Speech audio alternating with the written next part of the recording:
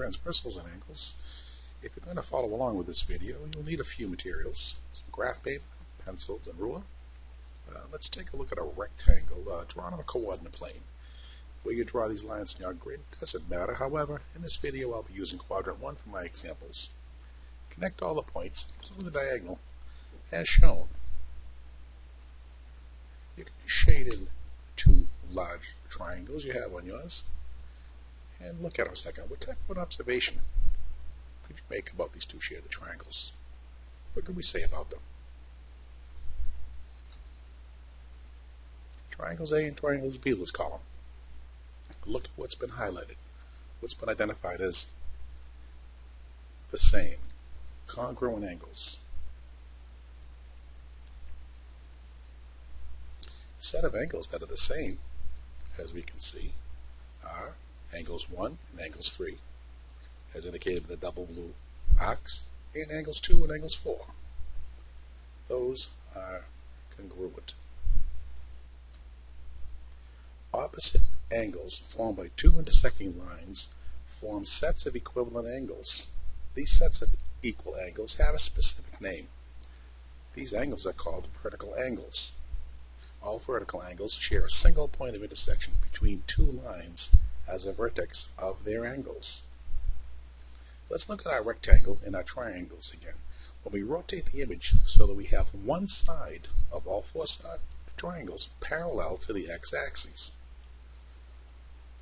We have the rectangle turned, and then we're going to clean it up a little bit. So we have our two large triangles that we had in our rectangle, and as we can see, the x-axis, line parallel to the x-axis, is shared by two dark shaded triangles and the white triangles.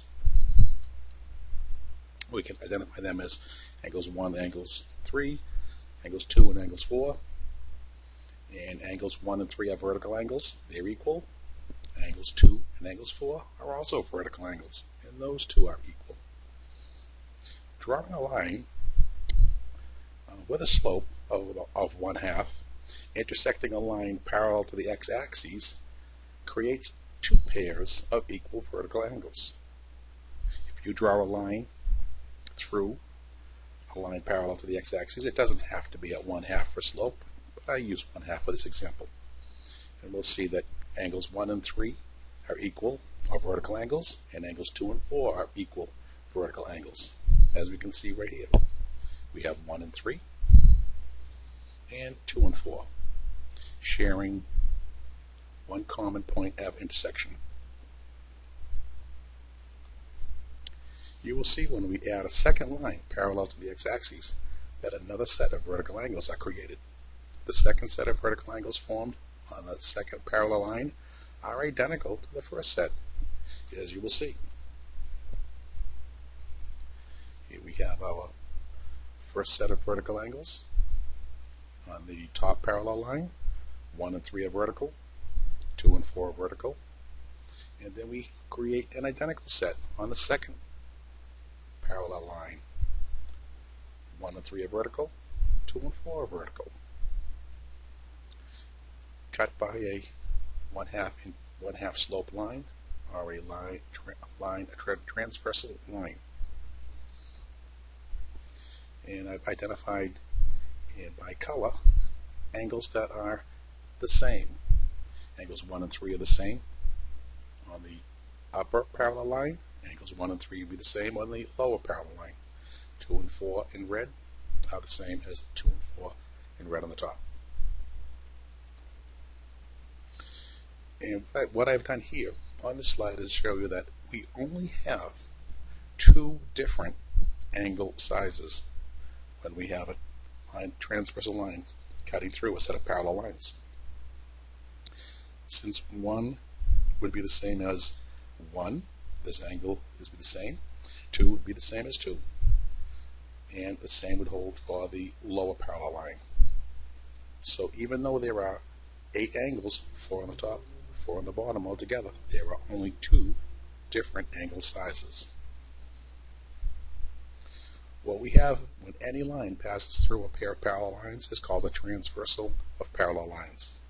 This transversal creates duplicate sets of vertical angles, one set for each parallel line it passes through. There are only two angle measures created by a transversal of parallel lines. The angles created by the transversal line passing through a set of parallel lines are referred to by specific names depending on where they are in relation to the parallel lines. As you will see in the next slide, angles above or below the parallel lines are referred to as exterior angles. Angles between the parallel lines are referred to as interior angles. As we can see on this slide, the exterior angles are identified in red, and those lie outside the parallel lines. And interior angles are identified with the blue circles, are all those angles that are within the parallel lines. Another set of angles which are equal when you have a transversal line passing through a set of parallel lines are called alternate angles. There are alternate exterior angles and there are alternate interior angles. As is shown here, angles 2 and 4 are alternate exterior angles. 4 on the upper outside of the top parallel line and 2 outside the bottom parallel line. And they're alternate because, as you can see, 2 is on the left side of the transversal line and 4 is on the right side, hence the term alternate. Alternate angles are on different sides of the transversal line and are equal. Notice in the case of the alternate exterior angles, 2 and 4, 2 on the left side of the transversal and 4 on the right side of the transversal, as we just seen. Both are also exterior angles. These angles are called alternate exterior angles. Angles 1 and 3 are also called alternate interior angles. I'll go back. Angle 1 on the top is also an alternate exterior angle to number 3. Okay. And here we go. Alternate interior angles are also equal. As seen in the next slide, angles 1 and 3 are such angles, as well as angles 2 and 4 on the interior. Interior between the parallel lines and exterior outside the parallel lines. As we can see in blue, these are interior angles between the parallel lines, and 3 and 1 are alternate interior, 3 on the right side of the transversal line, 1 on the left side. And 4 and 2 are also alternate interior angles, 4 on the right side of the transversal and 2 on the left side of the transversal. Supplementary angles are 2 adjacent angles which add up to a total of 180 degrees. If you know one of these angles, you can subtract it from 180 to determine the second angle. All transversal lines form supplementary angles. All intersecting lines form supplementary angles. Starting off knowing that a straight line is equal to 180 degrees. And when we have a line transversing or intersecting a straight line, it's going to create 4 sets of angles in total. 2 on one side of the line, could be the top of the line, and 2 on the bottom side of the line. In this case, we have identified angle 1 as saying is 120 degrees, which makes angle 4 60 degrees, because in total the 120 has to equal 180 when added with the second, and 1 and 4 are the supplementary angles. Supplementary angles can also run along the transversal line that intersects. Angle 1 could be 120 degrees, angle 2 is 60 degrees. So, as we move on, I'm going to give you try it now, one angle measure in the next slide, and try to determine the measure of each of the other angles by applying what you've just learned. Good luck. You may want to pause the video here if you are doing this in the classroom.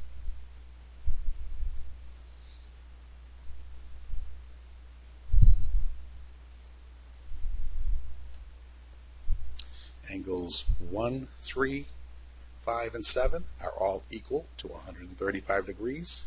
Angles 2, 4, and 8 are all equal to 45 degrees. Can you name them? Which ones are the alternate exterior angles? Which ones are the alternate interior angles? Corresponding angles. This is the last topic on this lesson. Corresponding angles are angles in corresponding positions on each of the parallel lines. In the next few slides, we'll show you these angles. I like to picture the parallel lines and the transversal being splitting it with my blue dotted line in my mind when I'm looking at a set of transversal angles. And what we have are a set of vertical lines on the upper, 1 and 3, 2 and 4, and a second identical set of lines, 5 and 7 are vertical, 6 and 8. Some of these lines correspond, lines in the angles at the bottom correspond with angles on the top. Which angles above the dashed line are in the same position, corresponding position below the dashed line? Angles 1 and 5, angles 4 and 8, angles 2 and 6, angles 3 and 7. I'll go back and show you this. Angle 1 corresponds to being angle 5. It's above the parallel line and it's on the left side of the transversal. Angle 5 is above the parallel line and to the left of the transversal line. Angle 4 is above the parallel line to the right of the transversal. And below, angle 8 is above the parallel line and to the right of the transversal. And the same holds true for 3 and 7 and 2 and 6. So that is the position. Those are corresponding angles, and corresponding angles are always equal